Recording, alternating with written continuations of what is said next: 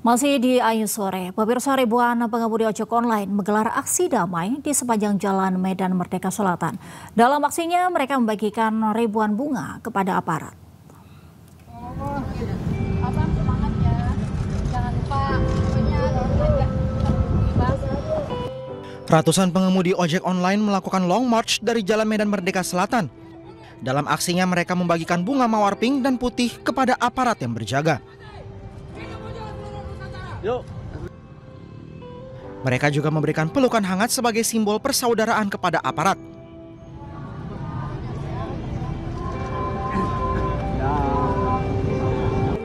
Perwakilan ojol menyebut pihaknya menyediakan ribuan bunga mawar untuk dibagikan kepada petugas TNI Polri. Kita perkirakan mencapai 2.000 driver online yang sudah kita verifikasi datanya, akunnya, dan juga jelas dia merupakan mitra aktif di aplikator, baik apakah itu Gojek, Grab, Shopee, InDriver, Maxim, seperti itu.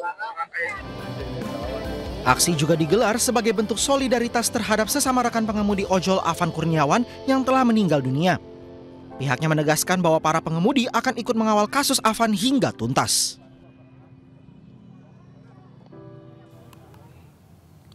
Polisi melakukan gelar perkara tertutup kasus kematian pengemudi ojol Afan Kurniawan. Gelar perkara menghadirkan sejumlah pihak, termasuk Komnas HAM dan Kompolnas.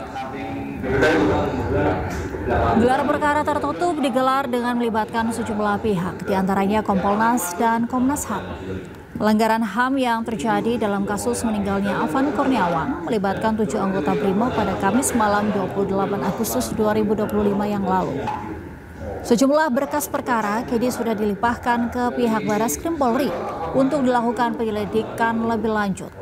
Nantinya hasil gelar perkara ini bisa menjadi dasar proses pidana terhadap 7 orang anggota BRIMOB yang terlibat kematian Afan Kurniawan. Ada dua hal yang penting. Satu, dalam konteks kerangka etik, ya potensi besarnya adalah sampai level pemecatan. Terus dalam kerangka pemidanaan tadi memang disimpulkan Anda pidana, sehingga dua skema ini berjalan beriringan. Jadi tidak saling tunggu, jadi ini simultan, dan kami kira langkah ini adalah langkah yang baik, yang juga menjawab dua hal. Hal pertama adalah menjawab tuntutan langsung dari keluarga yang juga disampaikan kepada Kompolnas secara langsung dan juga disampaikan kepada Pak Kapolri waktu beliau bertemu langsung dengan keluarga. Yang berikutnya juga melihat tuntutan dari harapan besar dari publik agar kasus ini direspon dengan baik. Di Propam Polri menetapkan pelanggaran berat dan sedang bagi 7 personel BRIMOB dalam kasus meninggalnya pengemudi ojek online Afan Kurniawan. 2 personel BRIMOB melakukan pelanggaran berat, sementara 5 personel BRIMOB lainnya dikenakan pelanggaran sedang.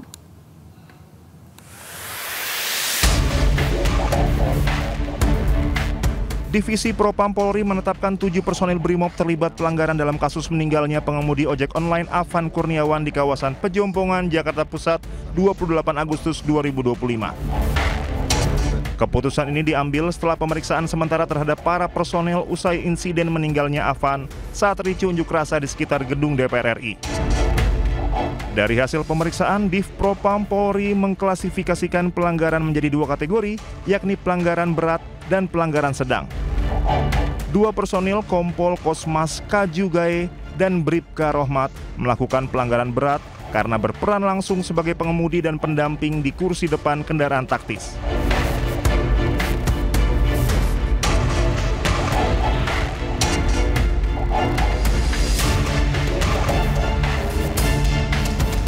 Sementara 5 personel yang dikenakan pelanggaran sedang adalah Aibda M. Rohyani, Bribtu Danang, Bribtu Mardin, Baraka Jana Edi, dan Baraka Yohanes David.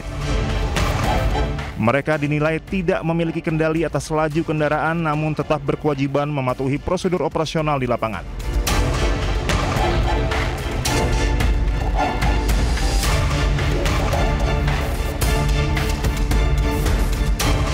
Divpropam Polri juga telah menjadwalkan pemeriksaan lanjutan terhadap seluruh personil terkait pada Selasa besok sebelum sidang etik dimulai.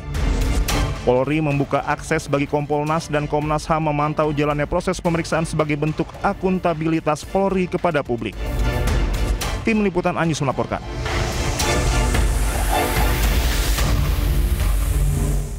Pemirsa, Polda Metro Jaya menetapkan 38 orang sebagai tersangka terkait kericuhan yang terjadi di Jakarta pekan lalu. Para tersangka itu telah ditahan. Sampai dengan hari ini, rekan-rekan, kami telah melakukan tindakan penahanan terhadap 38 tersangka. Ya, 38 tersangka telah ditahan. Terhadap 38 tersangka ini telah dilakukan penahanan oleh Direktorat Reskrim Polda Metro Jaya, ya, dengan peran dan perbuatan yang kami sampaikan tadi,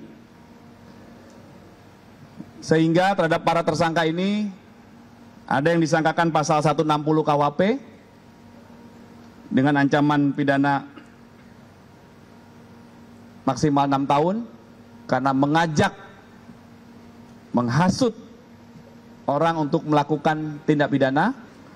Kemudian ada yang disangkakan pasal 170 KUHP tentang kekerasan secara bersama-sama di muka umum terhadap orang, kekerasan secara bersama-sama di muka umum terhadap barang dengan ancaman pidana paling lama 5 tahun 6 bulan.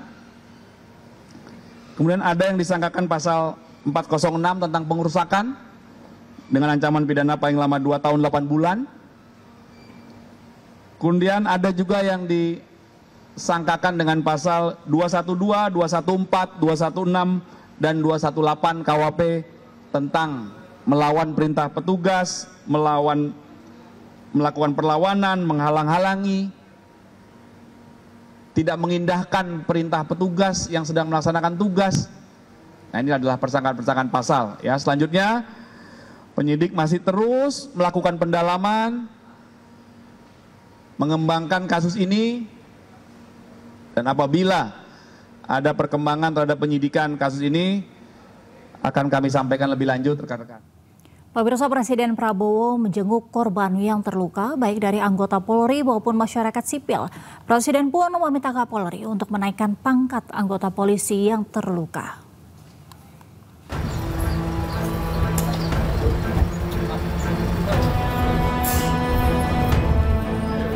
Presiden Prabowo Subianto tiba di Rumah Sakit Polri Kramat Jati dengan ditemani oleh Kapolri, Jenderal Listio Sigit Prabowo, dan Sekretaris Kabinet Tedri Indrawijaya. Presiden Prabowo menyempatkan diri untuk menyapa dan berbincang dengan para korban. Korban yang dirawat tidak hanya warga biasa, tetapi juga anggota Polri. Masyarakat umum mau belanja. Salah satunya adalah seorang peserta wanita yang dirampok oleh perusuh. Tak hanya terluka, motor miliknya juga raib di begal perusuh.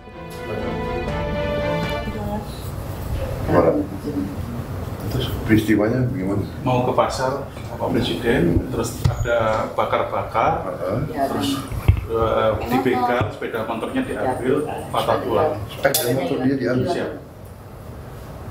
Ini katanya pejuang untuk apa? UMKM. Bukan hasilnya memperjuangkan itu, tapi siapa ya? Katanya demonstrasi untuk memperjuangkan rakyat kecil. Rakyat kecil dikorbankan. Siap. Tolong motornya diganti ya? Baik ya Pak, siap. Kau perlu motor apa? Pengennya motor apa? Penting bisa ke pasar. Hah? Penting bisa ke pasar. Penting bisa ke pasar. Cari yang bagus. Ya. Anda yang harus sehatnya. Siapa namamu? Nur Hasan. Nur. Oke. Nanti saya cariin pacar ya. Ya. Nur. Selain warga, di rumah sakit ini ada 14 anggota Polri dirawat intensif di RS Polri. Presiden perintahkan menaikkan pangkat para polisi yang terluka karena dianggap telah melindungi rakyat. Ada perdarahan di selaput otak. Oke, tapi sudah. Rentetan demonstrasi di Indonesia mendapat perhatian global, termasuk dari Kantor Komisaris Tinggi Hak Asasi Manusia (PBB). Sementara Presiden Prabowo menyebut hak menyampaikan pendapat dijamin oleh undang-undang dengan mengikuti sejumlah ketentuan.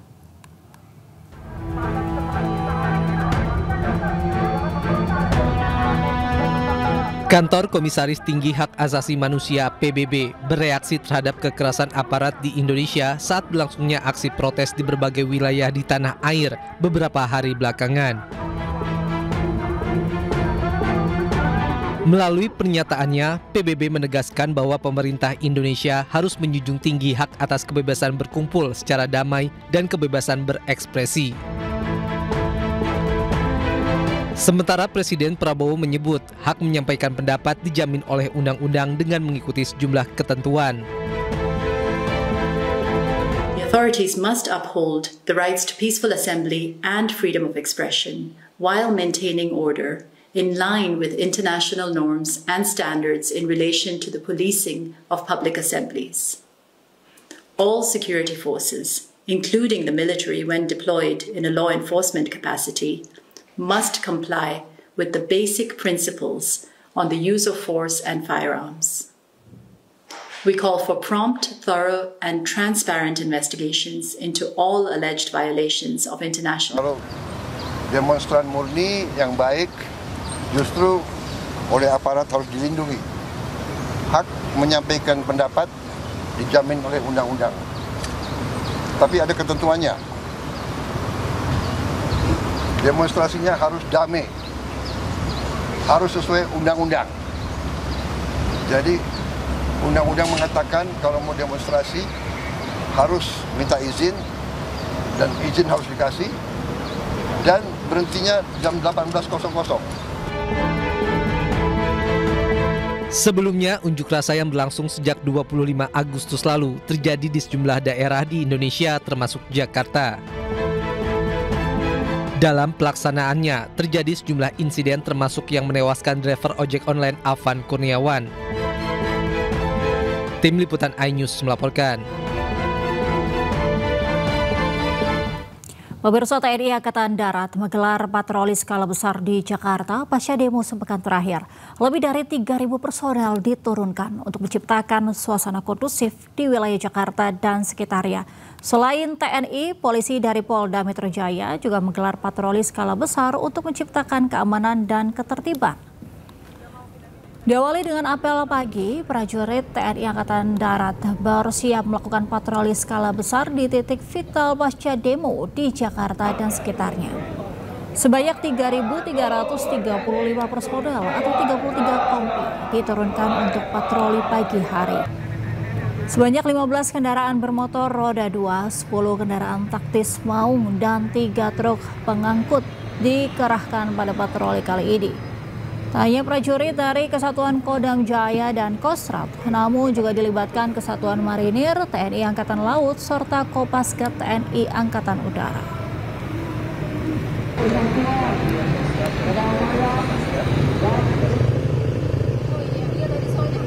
Sementara itu, patroli juga digelar oleh Polda Metro Jaya. Patroli ini untuk menciptakan keamanan dan ketertiban di wilayah Jakarta pasca unjuk rasa yang terjadi sepekan ini.